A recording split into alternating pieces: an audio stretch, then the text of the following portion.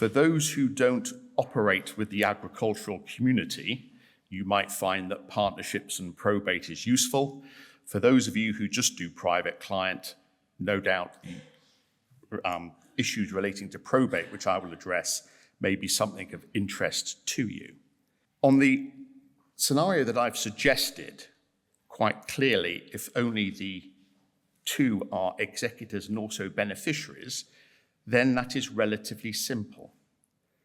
Add some siblings in, add an ex-wife with their children in, and suddenly it becomes incredibly complicated, and suddenly things begin to unravel.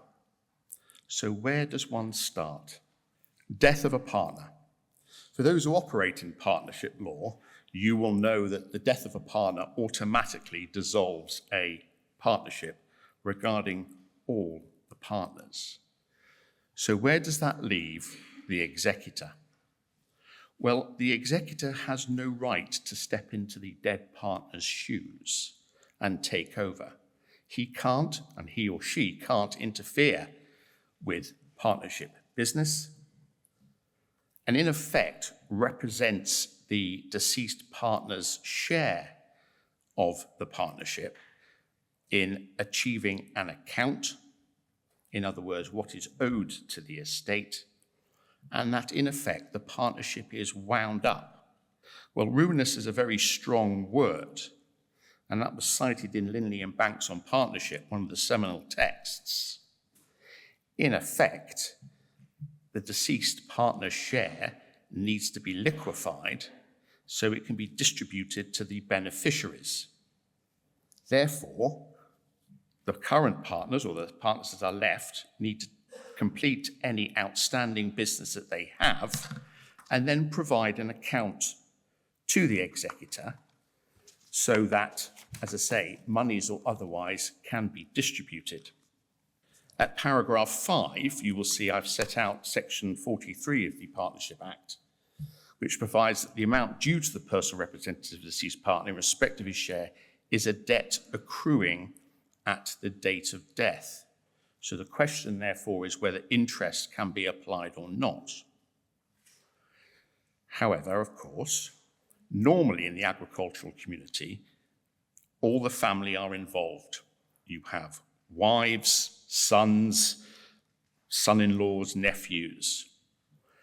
And the main partner, which is normally the father, as in anybody, will have complete freedom to dispose of their share as they see fit. But as I've said, personal representatives can't take over the partnership.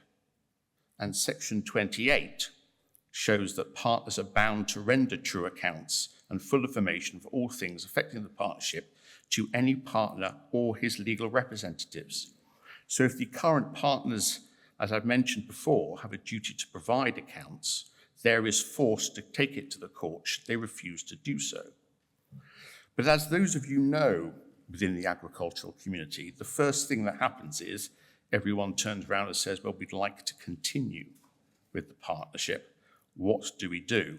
Because the chances of there being a written agreement is few and far between, but normally it's by oral agreement, which makes life a little bit difficult. This is where the executor may or may not begin to have some form of problems if they are themselves a partner. There is no bar on the personal representatives agreeing to sell the deceased share to the surviving partners. That, of course, in effect would cause the deceased partner's share to be liquefied and be available for distribution.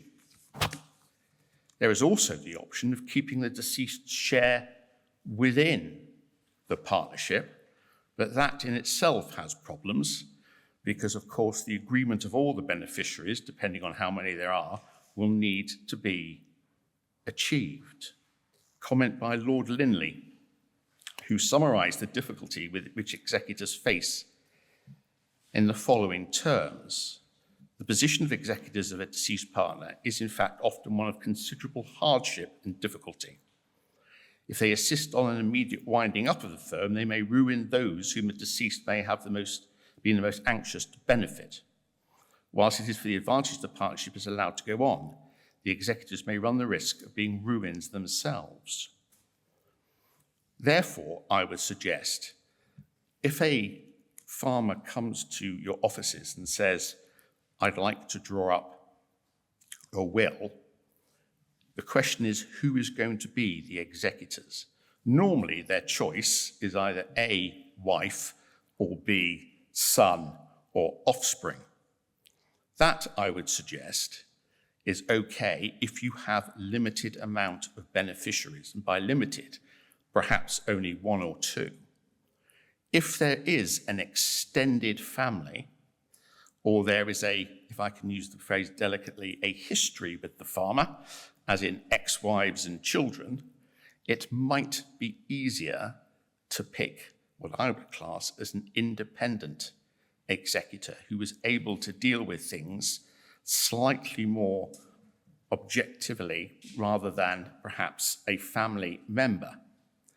And it goes back to the point that I made previously about having a ruinous effect, because there is a duty on the executor which in effect, I would suggest, overrides that of a partner. And if they don't act appropriately, for those who operate in the private client world, you will be aware that it won't be long before someone is making an application for them to be removed because they're not doing their job properly. As such, there is always the possibility that to achieve liquidity, that there may be a forced sale of the assets and the winding up of a partnership. So you come to the point whereby the executor sits in front of you, they want to continue the business, and what issues may or may not arise. First of all, and it doesn't have to be first, is the goodwill of the firm if the firm is going to be wound up.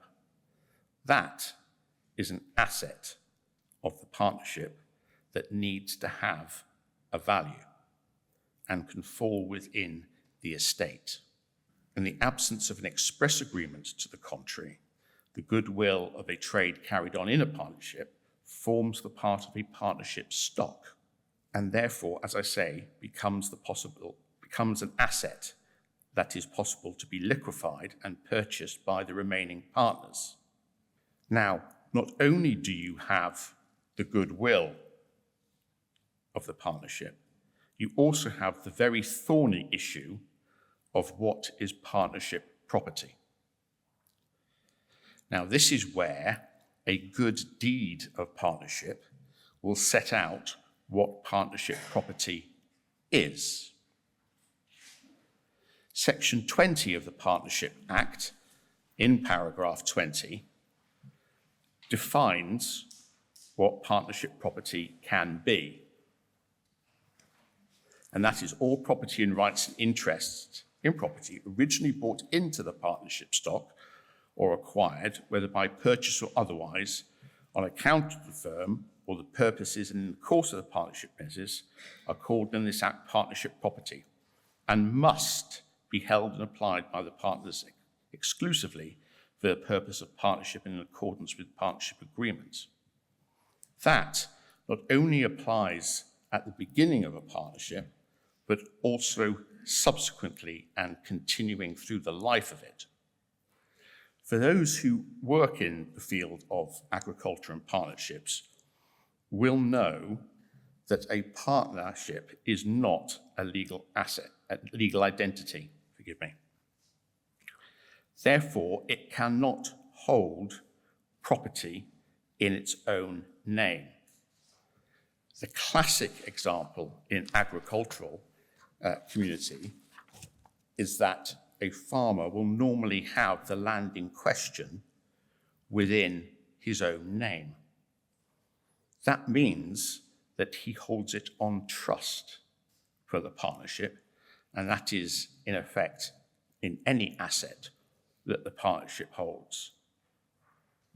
Therefore, the partnership property is different from, in effect, its real form, and each partner doesn't have a proprietary interest in the property, but an interest in the net balance of the assets and liabilities of it. As I've said previously, partnership property is available to sell and meets the assets and meets the creditors and liability of the partnership, which means it can be sold regardless of the continuing partner's wishes.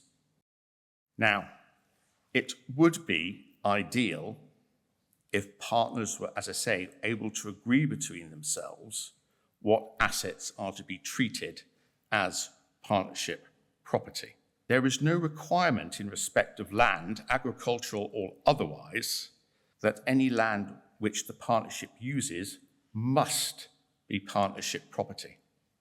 It's often the case that farmers will lease the land to the partnership to use, achieving a rent.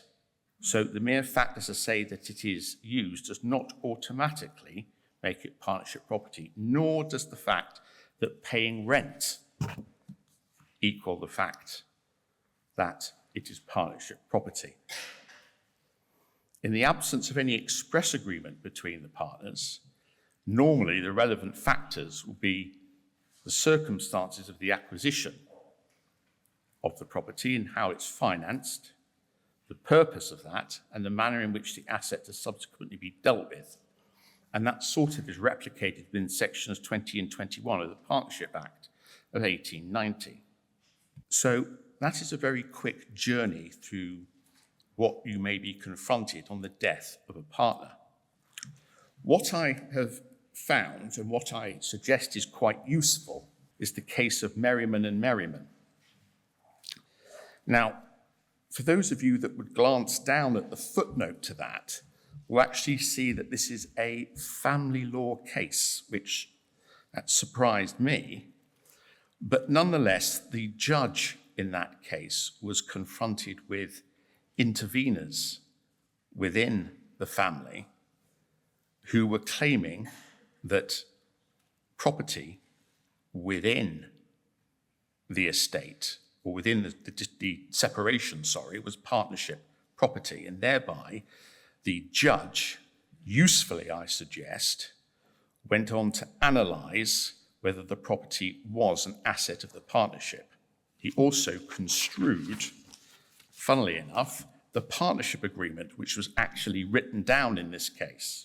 So where do we go from here if you have a partnership agreement? Of course, for those who operate in the commercial field, the first part is what principles should you apply in relation to construction of the document. And those who operate in contract will immediately notice that that is very similar to those principles that apply to any other normal contract, is to ascertain, in effect, what a reasonable person with all the background knowledge, which he would reasonably been available to him, would have understood what the parties have to mean. So I don't think I need augment that at this stage. It's fairly basic and trite, I would suggest. But what the judge did say in that judgment is that the deed in which I say existed should have clearly defined the partnership property. It did not. And therefore, he said, this would have meant the expensive and lengthy litigation could have been avoided because of the poor drafting. Now, I'm going to touch on this when I come to wills at the end, but there appears to be, in my experience, when coming to draft deeds and also wills, a lack of description as to what property is a partnership or B, within a will. Now, those who operate within the agricultural community will know that the language that farmers use is often slightly different to the language that lawyers use. And I've got a case at the moment which involves 5 farms and acreage into 3 figures, upon which the will in this case says, I leave this farmhouse. What is the farmhouse. I have one side saying that's just the house and the front garden, the other side saying, no, the farmhouse comes with 65 acres of land. So you have an enormous difference there. Therefore, can I suggest that if you are drafting a partnership deed and the farmer says, hold on a minute, it's the farmhouse, what does the farmhouse mean? Or it is this field which they will give a colloquial name to, and you'll go, I've no idea what you're referring to, here's a plan. Because plans can be attached to deeds, and plans can also be attached to wills as well. Brought into the partnership is a term that is used within the legislation, and I've discussed, in effect, the implication of that. The essence of it is please do not solely rely on accounts. Accounts are not the be-all and end-all of proving your client's case as to whether it is or is not. It is a factor, and in Merryman it was a factor, but it is not simply, yes, they're in accounts, rubber stamp it, thank you very much, and good night. And you will see that I've quoted a section from the Encyclopedia of Forms and Precedents, and that was actually quoted in the case. I haven't just pulled that out, about being wary of various factors in relation to accounts. There's also the issue of land purchased during partnerships, which I've dealt with, and also agricultural tenancy succession rights. I'm then going to leap right to the end, which is identification of land in the will. And I've also covered about how you incorporate a document into a will. That is something that I've just mentioned. And I would have to say that if you have a number of farms with land that is not identified, the easiest way is draw a plan. It makes life simpler, because then the intention of the testator or the farmer can't be in doubt. But simply using broad phrases like the farmhouse or the hill up yonder, turn left at that tree and right at that fence isn't going to cut it. And that's what keeps us lawyers in business. And this is a slightly negative part to end on, and I'm terribly sorry. But if you fail to incorporate the testator's wishes within the will, you're dusting off your insurance. It's as simple as that. And in the case that I've just mentioned, there is a huge claim against the will writer for not identifying it and not correctly stipulating the testator's wishes. So that is a warning I would suggest.